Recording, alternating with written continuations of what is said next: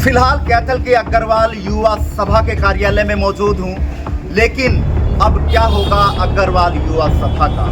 क्या होगा उन महिलाओं का जो 7वीं किस्त अपनी पेंशन की लेने पहुंची हुई है? ये हम ऐसे ही नहीं कह रहे, क्योंकि पिछले दौर की अगर बात करूं, पिछले कार्यकाल की बात करूं तो चुनाव के मद्देनजर भूपेश अग्रवाल जो अग्रवाल युवा सभा के प्रधान है, उन्होंने घोषणा की थी, 12 घोषणाएं की, लेकिन तमाम घोषणाएं पूर्ण की, इसमें एक थी पेंशन की।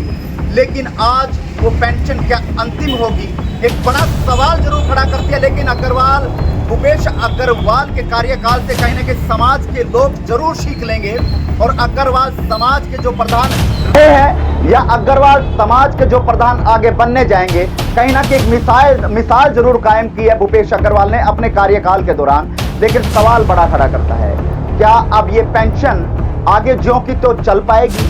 क्या पहले की तरह ये पेंशन दोबारा बंद हो जाएगी? क्योंकि आज अग्रवाल युवा सभा के जो प्रधान है भूपेश अग्रवाल, उनका कहीं ना कहीं जो कार्यकाल है वो कहीं ना कहीं समापन की ओर है। 15 सितंबर को जो है इनका जो कार्यक्रम था, प्रधान बने थे, लेकिन अब वो समापन की ओर है। आज आखिरी पेंशन बांटी गई है। लेकिन क्या कुछ कहना चाहेंगे भूपेश अग्रवाल, कितना संतुष्ट हैं अपने इस कार्यकाल के दौरान किए हुए कामों को लेकर, और आज 7वीं पेंशन वितरण की जा रही है, उसको लेकर भी क्या कुछ कहना चाहेंगे? लेकिन सवाल बड़ा खड़ा करता है, क्या अग्रवाल युवा सभा के जो आगे प्रधान बनेंगे या भूपेश अग्रवाल प्रधान बनेंगे, क्या पेंशन ऐसी चलती रहेगी या नवनियुक्त कोई और प्रधान नया चेहरा होगा? क्या भूपेश अग्रवाल की तरह वो तमाम जो कार्य किए गए हैं वो कर पाएंगे? लेकिन फिलहाल तमाम जानकारी के लिए बातचीत करेंगे। मौके की तस्वीर लगातार आपको दिखा रहे हैं किस तरह से तमाम जो अग्रवाल समाज की जरूरतमंद महिलाएं हैं वो पेंशन लेती हुई नजर आ रही हैं, और लगातार 7वीं अब की बार पेंशन जो है वो वितरण की जा रही है।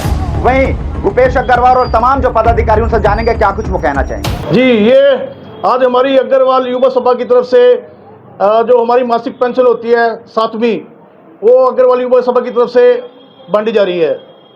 भूपेश जी, जिस तरह से कार्यकाल समाप्त की ओर है, तो आगे भविष्य पेंशन का क्या रहेगा? आगेगामी क्या कुछ रूपरेखा रहने वाली है?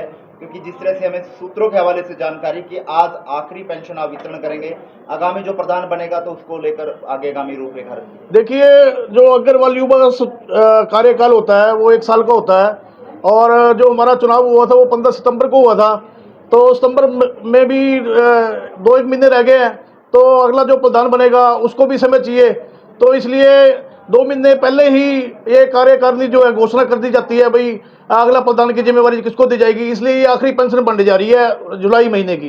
तो भूपेश जी, आगामी अगर समाज अगर आपको जिम्मेवारी पूर्णतः से दोबारा देता है, तो क्या पेंशन का जो वादा आपने शुरुआत में किया था, क्या वो पेंशन वितरण आगामी जो है वो रूप दे लगातार चलता रहेगा? देखिए नायक जी, पता क्या, हर साल प्रधान चेंज होता है और रेगुलर बन भी जाता है, वो प्रधान की मर्जी होती है भाई उसने क्या करना है।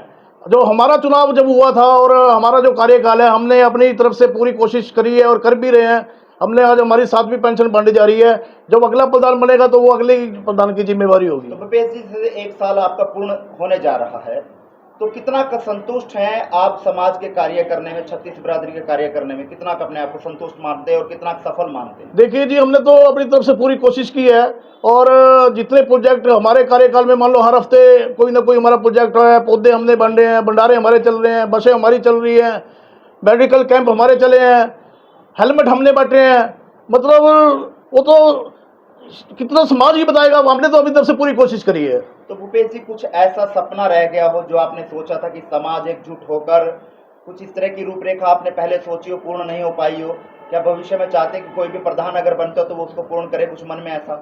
नहीं, हमने तो अपनी तरफ से पूरी कोशिश करी है। जो अगला प्रधान कोई भी बनेगा वो जिम्मेवारी उसकी होगी, वो क्या करना है। हमने अपनी तरफ से पूरा काम किया है जी, सारा का सारा। तो आपने बनने से पहले वादे किए थे, प्रधान बनने के बाद आप उन वादों पे कितना खरा उतरे? बिल्कुल, हमने वादे तो 12 किए थे जी, हमने वादे तो 35 ऊपर ही बात किए।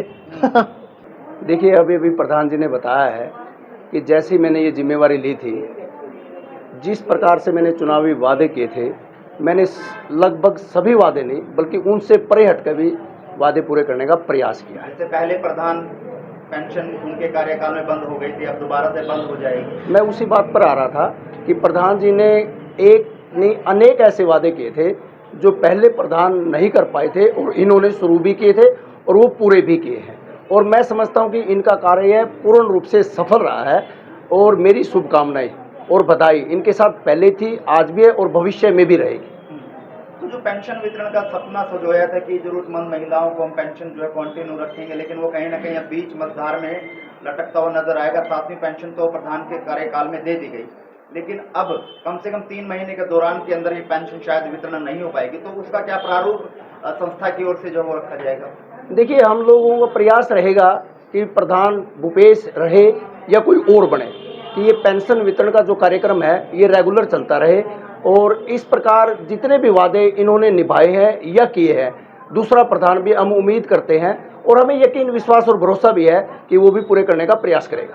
तो कोई सपना ऐसा रहा हो कि भूपेश जी ने देखा हो, आप सब लगातार साथ से कदम मिलाकर चलते हो, तो क्या लगता था कि कुछ रह गया है काम करने में? देखिए, मैं तो भूपेश जी के कार्यकाल से बहुत संतुष्ट हूँ और बिल्कुल दावे के साथ मीडिया के सामने ये कह सकता हूँ कि इन्होंने अपने कार्यकाल में जितने भी कार्य किए हैं वो अति प्रशंसनीय और सराहनीय किए हैं। उनकी जितनी प्रशंसा और सराहना की जाए वो कम है।